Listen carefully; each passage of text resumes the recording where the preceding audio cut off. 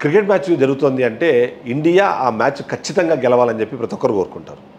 కానీ ఈసారి మాత్రం ఇండియా ఓడిపోయినా పర్లేదు కానీ ఎట్టి పరిస్థితుల్లో ఒక పని చేయకూడదని మాత్రం చాలామంది కోరుకున్నారు. అందులో ముఖ్యమైనది ఇండియా పాకిస్తాన్ మ్యాచ్.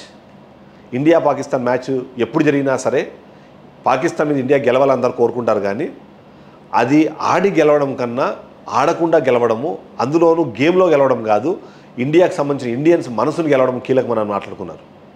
అలా అనుకున్నారు కాబట్టి ఇవాళ వరల్డ్ సిరీస్ ఛాంపియన్షిప్ ఏదైతే ఉందో దాంట్లో ఇండియా పాకిస్తాన్తో జరగాల్సిన మ్యాచ్ను రద్దు చేసుకుంది. ఇది ఫస్ట్ టైం కాదు, ఇది సెకండ్ టైం. లీగ్ దశలో ఒక మ్యాచ్ ఉంటే ఆ మ్యాచ్లో కూడా మేము ఆడము అని చెప్పేసి బయటకు వచ్చేసి వాళ్ళకి వాకోవర్ ఇచ్చేశారు.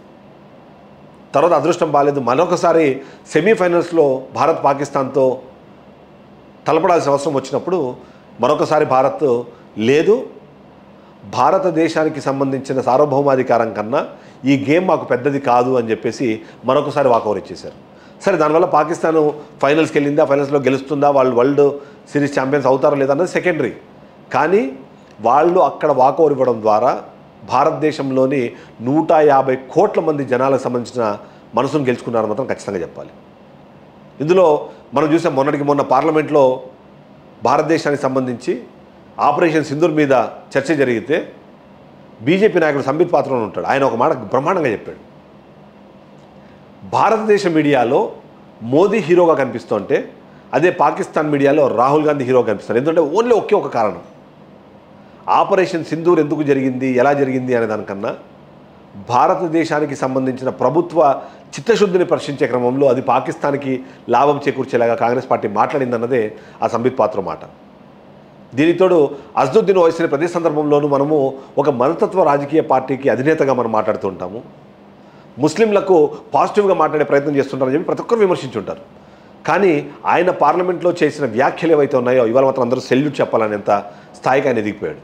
అదేంటంటే భారత్కి పాకిస్తాన్ మధ్యలో సంబంధాలే కాదు, ఆటలు కూడా ఉండకూడదు, గేమ్స్ కూడా జరగకూడదు.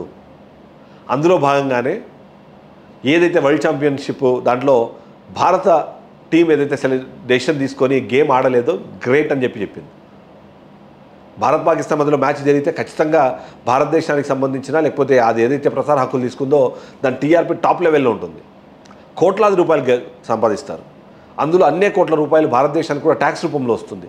కానీ ఇవన్నీ మాకు అవసరం లేదు, భారతదేశ సార్వభౌమాధికారాన్ని ఎవరైతే ప్రశ్నిస్తారో వాళ్ళకి సమాధానం చెప్పాల్సింది, వాళ్ళని దూరంగా పెట్టాల్సింది. అది పోటీలోనైనా ఆటలోనైనా వ్యాపారంలో అయినా వ్యవహారంలో అని చెప్పేసి క్లియర్గా చెప్పేశారు. సో దాన్ని బట్టి చూస్తే మాత్రం ఖచ్చితంగా ఇవాళ భారతదేశానికి సంబంధించిన వరల్డ్ ఛాంపియన్ ఈ వరల్డ్ సిరీస్ సంబంధించిన గేమ్లో వీళ్ళు తీసుకున్న నిర్ణయము ఎట్టి పరిస్థితుల్లో నా గేమ్ ఆడకూడదు, వాళ్ళు పాకిస్తాన్ ఫైనల్కి వెళ్ళినా పర్లేదు, కానీ భారతదేశానికి సంబంధించిన ఎవరైతే ప్రజలు ఉన్నారో వాళ్ళు కోరుకుంటున్నట్టుగా ఆ దేశంతో ఎట్టి పరిస్థితుల్లోనూ మనం గేమ్ ఆడకూడదు అని చెప్పేసి వాకౌవర్ ఇచ్చి ఇవాళ అందులో ఛాంపియన్స్ కాకపోయినా భారతదేశ ప్రజల మనసులో మాత్రం ఖచ్చితంగా ఛాంపియన్స్ అయ్యారు. శిఖర్ ధవన్ కూడా గతంలో ఒక మాట చెప్పాడు, పాకిస్తాన్తో మ్యాచ్ నీకు ఇంపార్టెంటా, పాకిస్తాన్ అంటే క్రికెట్ గెలవడం ఇంపార్టెంట్ అంటే కాదు, నాకు పాకిస్తాన్తో భారత్ మ్యాచ్ ఆడకపోవడమే ఇంపార్టెంట్, గేమ్ గెలవడము ఓడడం అన్నది సెకండరీ అని చెప్పాడు. ఆయన కూడా ఇవాళ సోషల్ మీడియాలో ఆయన మీద బ్రహ్మరథం పడుతున్నారు ఆయన కూడా.